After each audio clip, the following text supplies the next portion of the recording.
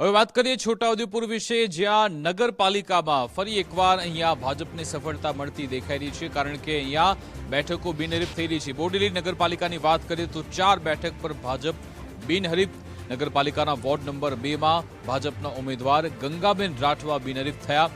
Ward number 5માં મૈત્રી શાહ અને રાધિકા મોરે પણ બિનહરીફ થયા। આ તરફ વોર્ડ નંબર 7માંથી સલમા બાનુ મંસૂરી પણ બિનહરીફ જાહેર થયા છે। છોટાઉદેપુર જિલ્લામાં બોડેલી નગરપાલિકા એની સરકારશ્રી દ્વારા જાહેરાત કરવામાં આવી અને 5 ગ્રામ પંચાયતોને ભેગી કરી અને બોડેલી નગરપાલિકા બનાવવામાં આવી છે, જેમાં પ્રથમ વખત જ આ ચૂંટણી થઈ રહી છે। આ ચૂંટણીની અંદર આપણે જોવા જઈએ તો ભારતીય જનતા પાર્ટીએ 28 સીટ ઉપર અમારા ઉમેદવારો ચૂંટણી લડી રહ્યા છે।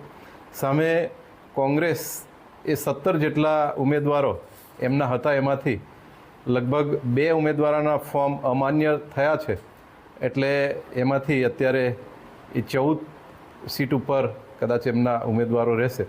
એ જ રીતે આમ આદમી પાર્ટીને પણ પૂરતા ઉમેદવારો ત્યાં મળ્યા નથી।